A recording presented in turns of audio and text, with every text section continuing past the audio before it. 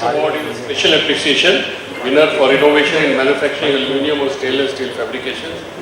And the award goes to Messrs. Jindal Aluminium Limited.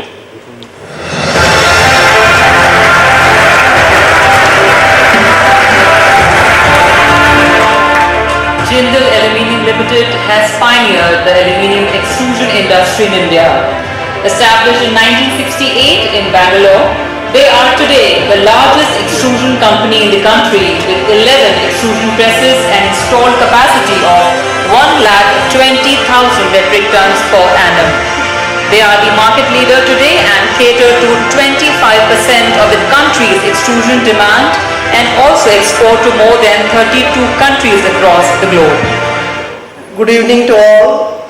I thank you Rail Analysis and its jury to give this prestigious award to Jindal Aluminium.